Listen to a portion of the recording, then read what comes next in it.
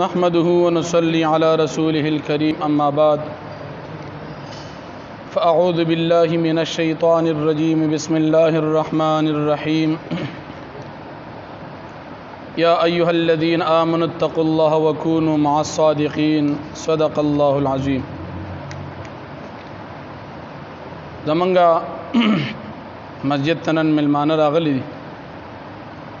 ټول نوړاندې د دې شکریا ادا کوم چې زمونږ د مجلس ته راغلل.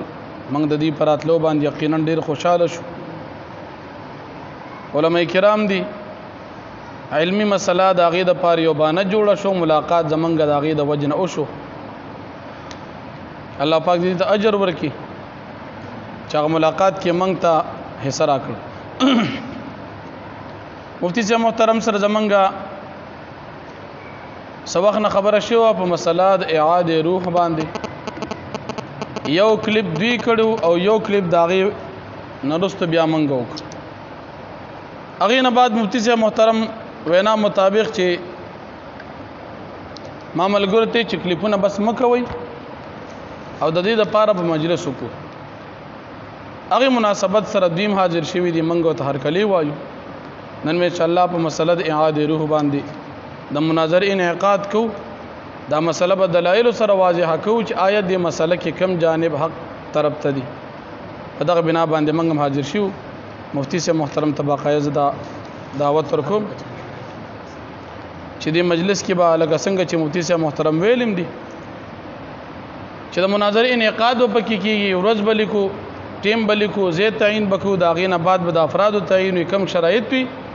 او د هغې سره سره لکه مثال د موضوع تعین به کېږي. نور مناظرات دعوا جواب دعوا او مناظره دا به ټول په یو مجلس کې کېږي.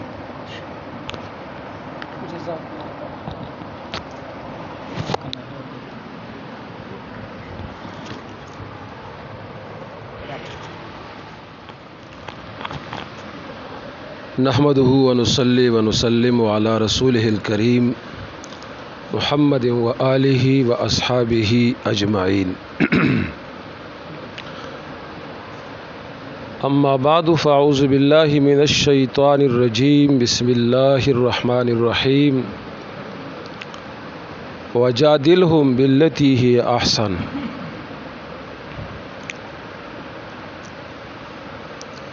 زما عزتمندو حاضرینو او دې سره سره اوریدونکو، مولانا فیض الحسین صاحب خبرې وکړې. همدغه شانوا په میډیا باندې یو کلیپ شو زموږ طرف نه یو دوی طرف نه، بیا د هغې سلسله بند شوه د دې وجې نه چې په دې باندې اسې شرم راځي او خامخا سړی یو بل ته مخامخي د مخامخ سترګو لږه شان حیایي د یو بل خیال ساتلی کېږي. او کله چې پشي شاشي نو بس هر سړی سوی. مولانا اکبر علي صاحب هم رابطه کړې وه او د یو بل ملګري په واټساپ سلام راغلی و، خو وروسته هغه ویل چې یاره زما طرف نه څه نه دی راغلی، برحال هغه ریکارډ شته. او مولانا فیض الحسین صاحب ویلیو چې یاره مجلس ولې نه کوئ او مجلس په کار دی. او زما په تقریر کې د مجلس نفي په یو خاص نوعیت باندې وه که نه، او هغه دا وایي چې اکثر دې مجالسو کې دا شی بس وران شي او همداسې به سره یو کس دوه کینو او ترتیب به برابر کړو. نور په دې دغه نه وه چې یاره مجلس ولې نه کوو. دا بهرحال الله ته منظوره وه، هغه مجلس انعقاد وشو. نن موږ راغلي وو د مولانا فیض الحسین صاحب مسجد ته. الحمدلله اوسه پورې ښه ښایسته ښکلی خوشګوار ماحول کې زمونږ گفتگو شروع ده. امید ساتو چې آینده دپاره د مجلس آخره پورې همداسې مجلس وچلیږي، ډیره بهتره وي. د خپلو ملګرو ته وایم چې تاسو خاموشي به اختیار کوي، د خیره چېرته ضرورت و نو خپلو کې به ګپ لګو. او بقیا زما خپل سوچ فکر دا دی چې دا مجلس څومره لنډ شي او دارنګه خفیه وساتلی شي او موږ ټول المجالس بالامانه باندې نن عمل وکړو قطع نظر د تنظیم نه او دارنګې د شو نه نو دې کې به ډېر خیر وي یو خیر پکې دا دی چې دا مناظره به انشاءالله اخر ته ورسي انشاءالله په دغه نوعیت باندې مختصر پروګرام چې وشي نو ډېر بخي او محفوظ شي نو د اختصار د پاره ما یو څو خبرې لیکلې دي د خپل طرف نه او څه چې دي نو هغه به اتفاقی کو دي کې هم خیر تاسو نظر وکړئ دا زما یو قسم مدعا ده او دا شرطونه دي که په دې شرطونو باندې تاسو د ناستې اراده وي او انشاءالله امید دی وي به خو د عوامو خبره بسم الله وکړو که چېرته څه ګړبړ پکې نو بیا به شي عمر دی 2017 کې ناستو دا رسبې کې ناستو زندگی دا نو دا شرایط داسې دي چې زما طرف نه حتمی دي دا تاسو لزه در کوم تاسو یې پړاو کوئ زبانی به ویم خیر دی جی خیر بعضی خبرې داسي چې هغه به اتفاقی کو د خیره او بعضی خبرې داسي چې تاسو هم ان شاء الله داسي خبرې چې به تاسو حتمی شرایطي زمونږ هم ان شاء الله حتمی شرایطي پای کې یو بل ته مجاز تا چې خبره تر وکړي شي خو ان شاء الله الرحمن چې مونږ د علم جامع کې او د قواعد او ضوابط او د سنت مطابق چلیږو کنه ان شاء الله بیا وبکې سنئ یو شرط دا دی چې مناظره به خالصتا د احقاق حق د پاره او دینه باسي مجادله او مکابره او مشاتمه او مقاتله او دارنګي د شرمېدلو شی نه جوړي ان شاء الله دیم شرط دا دی چې حضرت مفتی ندیم صاحب مقابل مد مقابل کې مناظر په خپلې معذرت سره داینه علاوه کې دی شي بیا خبره فیصله بدل شي دریم شرط دا دی په دلایلو کې د سنت والجماعت د اصول او خیال به عموما ساتل کیږي او د مسلک حق د احناف د اصول او خیال به خصوصا ساتل کیږي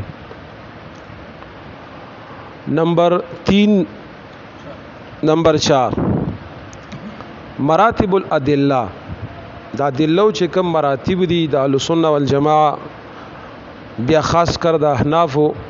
دا به معتبر وي پاغه مراتب الادله کې به گفتگو کیږي داسې بنئ چې هغه د ادلو نه د مراتب د اهل سنت والجماعه خاص کر د احناف چې کوم اصول دي دا غي نه هټ کر په نورو طریقو باندې خدا نا خستا یا زه یا تاسو پای گفتگو کو اب بیا معتبر نه. نمبر 5 د قرآن کریم ټولو کې راجح تفسیر دا به اغوی کم چې په سند متصل صحیح سند سره د رسول الله صلی الله علیه وسلم زبان اقدس نه ثابت وي یا غ تفسیر د صحابه کرامو نه ثابت وي رضوان الله تعالی عنهم اجمعین یا غ تفسیر د تابعین کرامو نه رحمهم الله نه ثابت. نمبر 6 اگر چې دا پنځو چې تقریبا یو د خو خیر تکرار لخی د قران کریم تفسیر حوالی سره چې مناظره کې دلایل د قران کریم آیاتونه ویل کیږي د اصول احناف په خصوصي خیال ساتل کیږي او دارنګ د قران کریم په تفسیر کې د معتبر او مسلم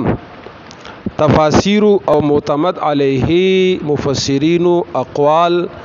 بیشک پیش کېدې شي. نمبر 7 مقلدین او د علماء کرامو اگر چې لولي ائمه ولی نه خو چې د مقلد اطلاق پکېږي داغه قول به توري تایید پیش کېدی شي د ما قبل دلیل لپاره، یعنی نهائن پیش کېدی شي. ابتداءً به د مدعا د اثبات د لپاره د حضرات مقلدین او اقوال نشي پیش کېدی. نمبر 8 فریقین د لپاره دا ټول دی ښه، دا به ضروری وي کې دې شي دا تفصیل ما قبل هم وي چې ټول نړومبه دلیل به د قران پاک آیات پیش کیږي او په مسله د عقیده کې به قطعی ثبوت قران اسم الحمدلله ده، خو قطعی دلالت مم پیش کی. کچرته یو فریق سره خدا نه خستا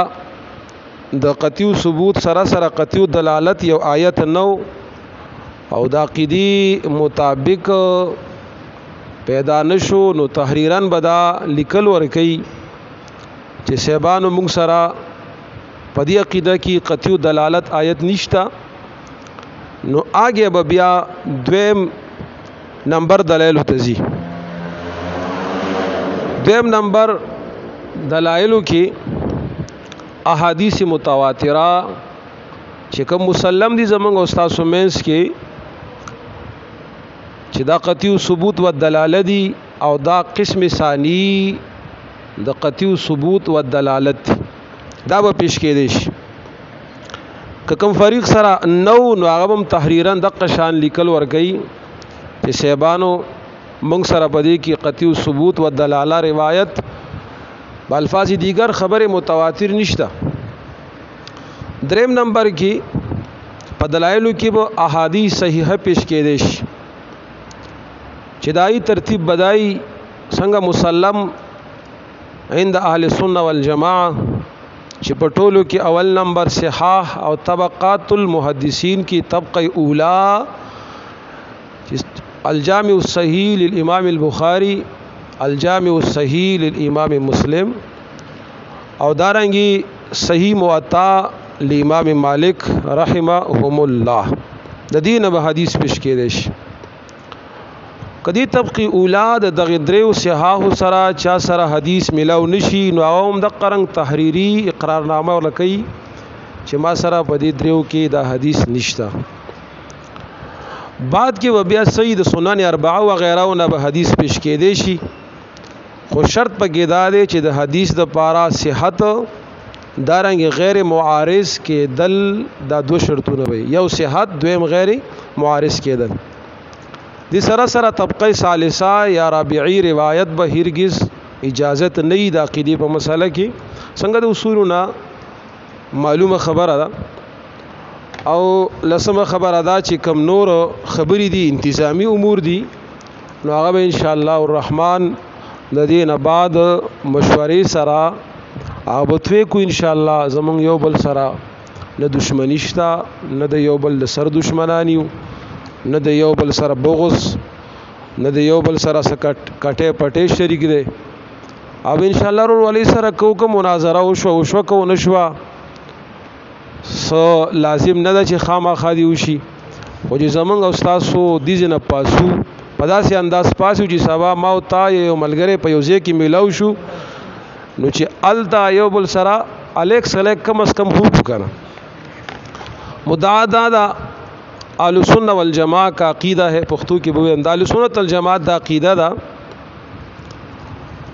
چې هر میت چې پای باندې د میت اطلاق شوه دی او موت پر راغله دی، موت دنیوي کسی بھی میت، ہر میت چې وي چاہے نبی صلی اللہ علیہ وسلم وی، چاہے غیر نبی وی، چاہے شہید وی، چاہے غیر شہید وی، داغي ارواح یوزل وتلو نبات قیامت نمخ کې عادتن قانونن بدن عنصری تا اعاده حقیقی یا اعاده کامله یا اعاده بالجمله دا ثابت نه ده. پاتې شو خوارق مستثنا دي او پای کې زیاق الباس نه کوي، اگر دین بهر دي. دا سو خبره تیار لیکل شوی دي د پاره چې وخت کم لګي، دا تاسو لزه در کوم دا وګورئ. آگے به ان شاء الله بیا نور خبرې چې کوم اتفاقی کیږي هغه به ان شاء الله اتفاقی کو. واخر دعوانا